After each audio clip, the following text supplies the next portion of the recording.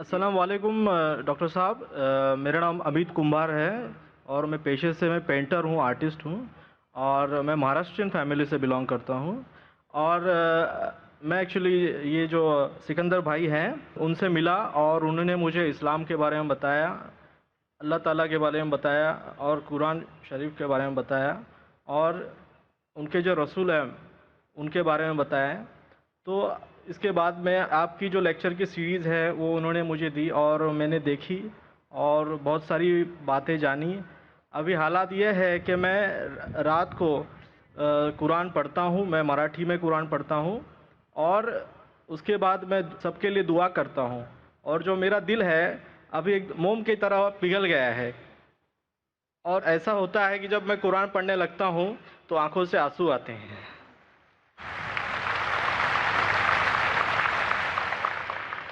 کیونکہ ایک چیز جو ہے سچ ہے، اور سچ کے سوائے مجھے کچھ دکھتا نہیں ہے اس پہ۔ حالانکہ میں نے سبھی دھرموں کا اپنے حساب سے ادھین کیا ہے، پڑھائی کی ہے، اور سکندر بھائی جو ذریعہ ہے میرے لیے ان کی طرف سے، تو انہوں نے مجھے بہت سارا گیان دیا ہے، اور آپ کے ذریعے سے بھی بہت مجھے گیان ملا ہے۔ تو آج میں یہاں پہ ایک درخواست کر رہا ہوں آپ سے کہ میں اسلام قبول کرنا چاہتا ہوں۔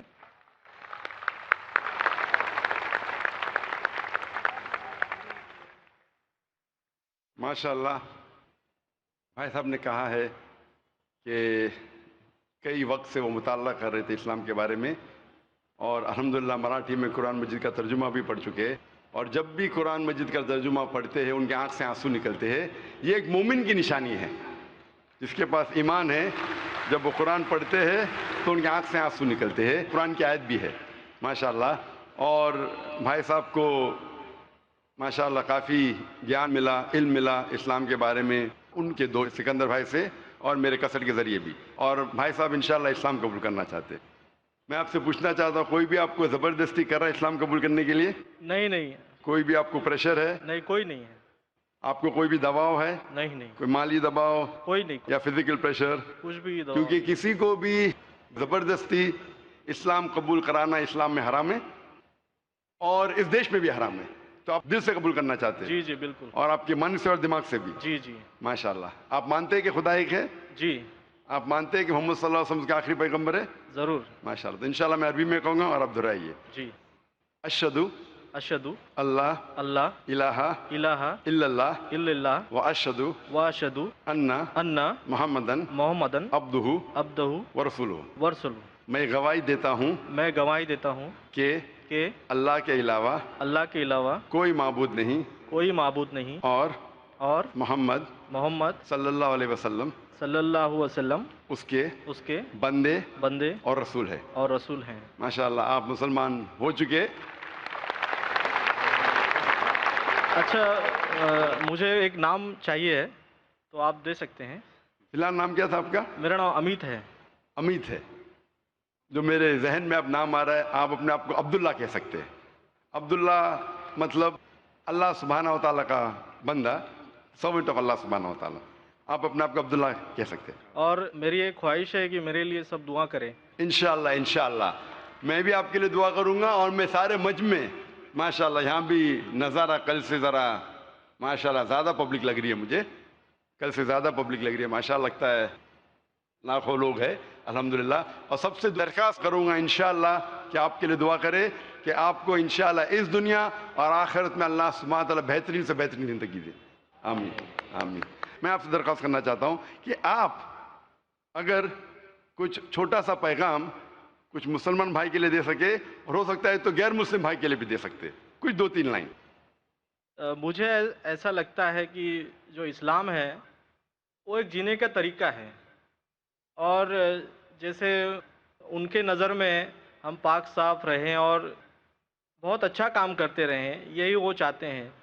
تو یہ میرے لیے بہت بڑی چیز لگتی ہے، مجھے پرسنلی مجھے بہت بڑی چیز لگتی ہے، کیونکہ آج کے زمانے میں بہت سارے لوگ غلط کام کر رہے ہیں، یعنی انہوں نے جو بتایا راستے اوپر کوئی نہیں چل رہے ہیں، یعنی اور بہت ساری مشکلیں جو ہیں وہ اسی لیے آتی ہے کہ ان کی باتیں ہم جان کے ہم اس کے اوپر چل نہیں پا رہے ہیں، اس کی وجہ سے یہ سب بہت ساری مشکلیں آ رہی ہیں، تو اگر ان کے بتائے راستے چلیں تو بہت ساری چیزیں آسان ہو جائے گی. اور میرا ماننا یہ ہے کہ ابھی میں 20 دن سے قرآن پڑھ رہا ہوں، تو مجھے بہت بہت جگہ سے مدد ملنے لگی ہے. ماشاء اللہ.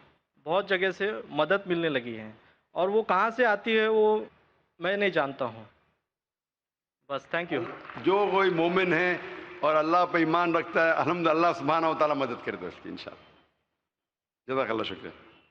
کشتی حق کا زمانے میں سہارا تو ہے، عصر نورات ہے دھندلا سا ستارہ تو ہے. برادر عبداللہ بہت بہت مبارک ہو. ہم سب دعا گو ہیں، اللہ تبارک و تعالیٰ آپ کو دین میں ثبات و استقامت نصیب فرمائے. اللہ تبارک و تعالیٰ آپ کی نیکیوں میں اضافہ کرے، آپ کے گھر والوں کو بھی اسلام کے قریب آنے اور اسلام میں داخل ہونے کی توفیق عطا فرمائے. مائک نمبر 5 میں کوئی بھائی ہو تو سوال کر سکتا ہوں، غیر مسلم بھائی. السلام علیکم. میرا نام جے پرکاش پرجاپتی ہے. میرا سوال یہ ہے کہ جس طرح مسلم لوگ میں کوئی شہید ہوتا ہے تو اس کو وہ مطلب جنت میں داخل کرتے ہیں، اسی طرح کیا ہندو لوگ کو بھی شہید ہوتے ہیں تو کیا وہ لوگ بھی جنت میں جاتے ہیں کیا؟ بھائی صاحب کا سوال ہے، اگر مسلمان شہید ہوتے تو جنت میں جاتے، کہ ہندو لوگ بھی شہید ہوئیں گے تو جنت میں جائیں گے؟ شہید کی مطلب وہ آدمی جو اللہ کی شہادت دیتے ہوئے مر جاتا ہے، یعنی اللہ پر مانتے ہوئے اللہ کے لیے وہ مرتا ہے، اسے کہتے ہیں شہید. ہندو کے معنی کیا ہے پتہ ہے؟ ہندو کے معنی وہ شخص جو ہندوستان میں رہتا ہے. تو اس طریقے سے جغرافیکلی ڈیفینیشن میں بھی ہندو ہوں، لیکن آپ مذہبی پوچھیں گے جو انسان جی ہاں، میں مذہبی پوچھ رہا ہوں. مذہب یعنی جو انسان بت پرستی کرتا ہے ہاں جی ہاں جی. اس کے بارے میں، تو جو انسان بت پرستی کر رہا ہے وہ کبھی بھی اللہ کے لیے شہید ہو ہی نہیں سکتا ہے. It is contradicting. یہ دونوں میں ٹکراؤ ہے، کیونکہ جو بت پرستی کرتا ہے وہ ایک اللہ کے لیے اپنی جان دے ہی نہیں سکتا ہے. اگر وہ ایک اللہ کے لیے جان دیتا ہے تو وہ بت پرستی سے محید بن جاتا ہے، توحید والا بن جاتا ہے. تو اگر ایک ہندو اپنے بت کو چھوڑ کے ایک خدا کے لیے گواہی دیتے مرتا ہے تو وہ ہندو مسلمان بن جاتا ہے اور وہ انشاءاللہ جنت میں جائیں گا. لیکن اگر وہ اٹل ہے اپنی بت پرستی پہ اور پھر مرتا ہے، اس کا مطلب وہ شہادت دے رہا ہے نہیں ایک اللہ کے اوپر، وہ جنت میں نہیں جا سکتا ہے. بھائی صاحب آپ مانتے ہیں خدا میں؟ جی ہاں. آپ بھائی صاحب ایک خدا میں مانتے؟ ہاں جی میں مانتا ہوں. آپ بت پرستی میں بھی مانتے؟ جی نہیں، بت پرستی میں نہیں مانتے؟ بالکل نہیں. ماشاء اللہ. اور آپ مانتے ہیں کہ آخری پیغمبر محمد صلی اللہ علیہ وسلم ہے؟ جی ہاں. ہاں، آپ انشاءاللہ اگر شہادت دیتے مرے تو انشاءاللہ جنت میں جائیں گے، کیونکہ آپ ایک خدا میں مانتے، آپ بت پرستی میں نہیں مانتے، اور مانتے ہیں کہ آخری پیغمبر محمد صلی اللہ علیہ وسلم ہے. تو میں آپ کو کہوں گا مسلم. ہندو مطلب اس ہندوستان میں رہتے ویسا میں بھی ہندو ہوں، لیکن مذہبی اعتبار سے آپ ہندو نہیں ہیں، آپ مسلم ہیں. ایکچولی کیا ہے نا، میں نے رمضان کے مہینے میں اسلام قبول کر لیا ہوتا دل میں ہی. ماشاء تو اللہ. میرے دل شریف میں کیا، بھائی ہیں. لیکن لوگوں کو نہیں کہا. جی نہیں، میرے گھر والے کو تو بھی آپ نہیں کہنا چاہیں گے آج؟ نہیں ایکچولی ابھی میں کہنا نہیں چاہتا ہوں، کیونکہ میری ماں بھی ادھر آئی ہے، میں ان کو لے کے آیا ہوں اسلام کے بارے میں سمجھانے کے لیے.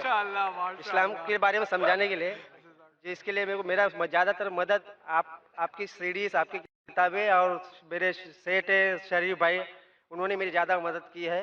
ماشاء اللہ. بھائی صاحب کہہ رہے کہ ان کی والدہ ہے، وہ دل میں قبول کر لیے لیکن لوگوں سے کہنا نہیں چاہتے. یہ اللہ کی مرضی تھی، نہیں کہتے ہوئے بھی کہہ دیے. آپ نے نہیں کہتے ہوئے بھی کہہ دیے، مجھے بھی نہیں پتا تھا، اور آپ کی والدہ بھی اگر موجود ہے تو سن چکی ہے. ہاں کہ نہیں؟ ہاں جی. اگر والدہ نہیں ہوتی تو شاید میں بولتا تھا ٹھیک ہے بھائی مت کہو. والدہ نے بھی سن لیے. ابھی آپ کہنا چاہیں گے؟ جی نہیں، اب جب تک میری والدہ میں سے مطلب اسلام سے مطمئن نہیں ہو جاتی تب تک میں نہیں چاہتا. ٹھیک ہے، آپ نے دل میں قبول کیا وہی کافی ہے، اور انشاءاللہ آپ اگر شہادت دیتے مریں گے آپ جنت میں جائیں گے انشاءاللہ. اور میں دعا کرتا ہوں کہ اللہ آپ کی والدہ کو بھی انشاءاللہ ہدایت دے. آمین. میرا نام وجے سونی ہے. میں مدھیہ پردیش MP سے آیا ہوں. ایک چھوٹا سا کام کرتا ہوں یہاں، اور میں نے سنا کہ یہاں ذاکر کا پروگرام ہو رہا ہے. میرے اندر ایسا کچھ بھی نہیں ہے. میں مانتا ہوں کہ خدا اللہ پاک ایک ہے، ایشور ایک ہے.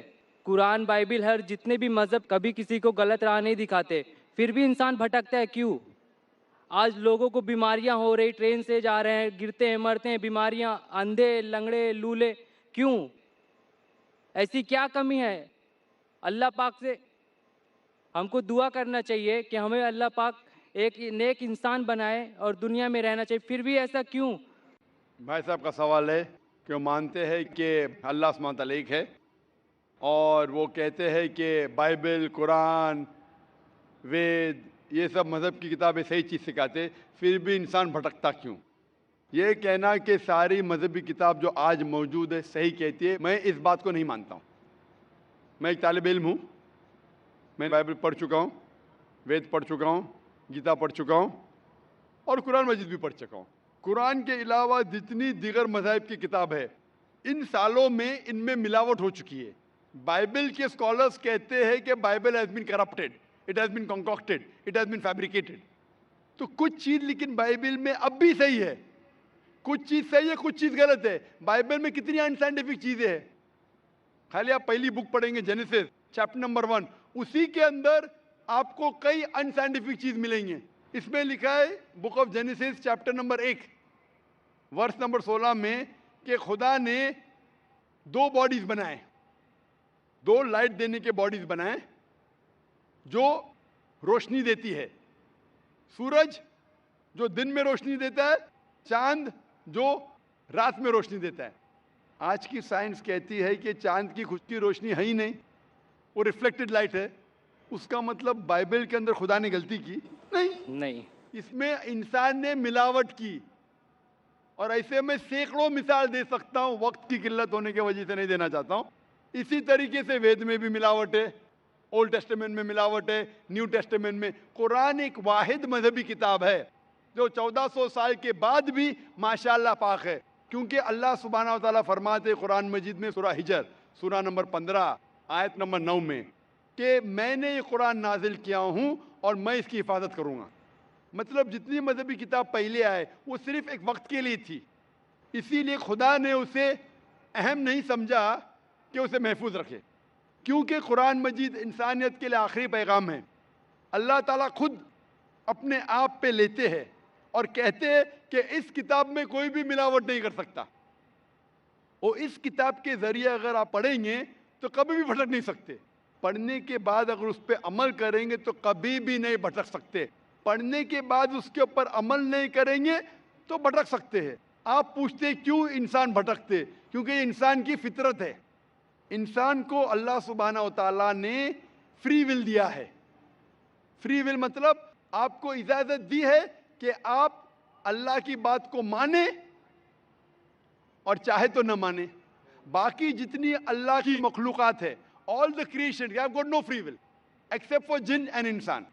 انسان اور جن کو چھوڑ کے باقی کریشن کو کوئی بھی فری ول نہیں ہے.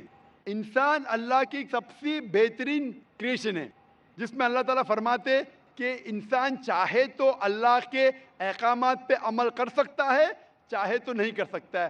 اگر آپ عمل کریں گے تو آپ فرشتے سے بھی اونچے ہیں، کیونکہ فرشتے کو کوئی اجازت نہیں اللہ کے خلاف جانے کے لیے. جو اللہ بولتا مانتے. اگر آپ کے پاس فری ول ہونے کے بعد آپ اللہ کی بات مانتے تو آپ فرشتے سے بھی اونچے ہیں. اگر نہیں مانیں گے تو آپ پھر شیطان جیسے بن جاتے. تو یہ امتحان ہے. آپ مجھے پوچھ رہے کہ ایگزامینیشن میں ٹیچر کچھ لوگ کو فیل کیوں کرتی ہے؟ نہیں، ایکچولی جو آپ بول رہے ہیں، میں یہ بول رہا ہوں آج کی ڈیٹ میں ہزاروں لوگ ڈیلی مرتے ہیں اور ہزاروں بیماریاں پیدا ہوتی ہیں. اور جنمانتروں سے ہم کو قرآن ہے اس شکشا دی جاتی، پھر بھی لوگ عمل کیوں نہیں کرتے؟ بھائی صاحب نے پوچھا ہزاروں لوگ مر رہے. بھائی صاحب اس سے زیادہ لوگ پیدا ہو رہے. ہزاروں لوگ مر رہے، اس سے زیادہ لوگ پیدا ہو رہے ہیں. پیدا ہو رہے ہیں نا. مرنے سے آپ جہنم میں نہیں جائیں گے. مرنا مطلب امتحان کا ٹائم گھنٹی بچ گئی. انسان ایک بھائی صاحب ہاں آپ سوال کر رہے، مجھے جواب دینا. باقی لوگ بھی ٹھہرے ہوئے. جی آپ اگر سوال پہ سوال پوچھتے جائیں گے تو باقی لوگ کو وقت نہیں ملے گا. جی اصول ہے کہ ایک سوال پوچھنا. میں آپ کو 2 کی اجازت دیا، 3 کی دیا. آپ اگر بحث کرنے لگیں گے تو مشکل ہو جائیں گی. نہیں بحث نہیں کر رہا. نہیں، کیونکہ یہ سوال جو آپ کا سیشن ہے، آپ جو سوال کے اس کا جواب نہیں سنے، دوسرا سوال پوچھ رہے. آپ نے پوچھا کہ ہزاروں لوگ مر رہے، تو میں کہہ رہا ہوں کہ ہزاروں لوگ پیدا بھی ہو رہے، پھر بھی پاپولیشن کا پرابلم ہے. ہزاروں بیماریاں پیدا ہو رہی ہیں. اب بیماری سے لوگ اگر مر رہے اللہ نا. کی عبادت کریں گے، قرآن کی مطابق چلیں گے تو کیوں بیماری پھیلے گی؟ لوگ کیوں نہیں کرتے؟ آج اسلام بھائیوں میں कितने लोग हैं जो दरगाह पे जाते हैं, दरगाह को खुदा मानते हैं।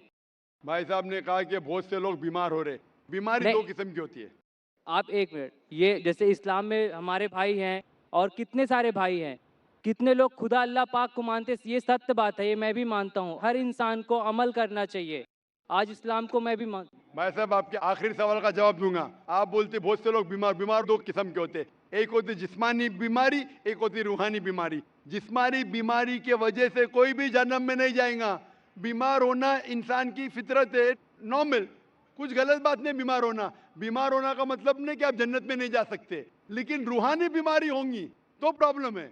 बहुत से लोग कहते अपने आप को मुसलमान, अगर शिर्क करते तो उसे जन्नत नहीं मिलेंगी। मैं आपसे पूछना चाहता हूँ, बाकी लोग को छोड़ो, आप एक खुदा में मानते? खुदा को मानता हूँ। आप बुत परस्ती को गलत समझते हैं, सही समझते? गलत है ना वो। आप मानते कि मोहम्मद सल्लल्लाहु अलैहि वसल्लम आखिरी पैगंबर है? अभी खुदा तो एक है, अभी अल्लाह ताला कितने पैगंबर भेजता है ये मैं भी नहीं जानता। लेकिन मुझे ईमान रखना पड़ेगा जितने पैगंबर है वो सही है, और आखिरी पैगंबर पे तो ईमान रखने पड़ेगा। मैं भी नाम नहीं जानता हूँ जितने पैगंबर है। मोहम्मद सल्लल्लाहु अलैहि वसल्लम फरमाते कि इस जमीन पे 1,24,000 पैगंबर है, नाम से सिर्फ 25 का जिक्र है कुरान मजीद में। मैं उन पे ईमान लाता हूँ, लेकिन अमल करता हूँ आखिरी पैगंबर की सुन्नत और सीरा पे।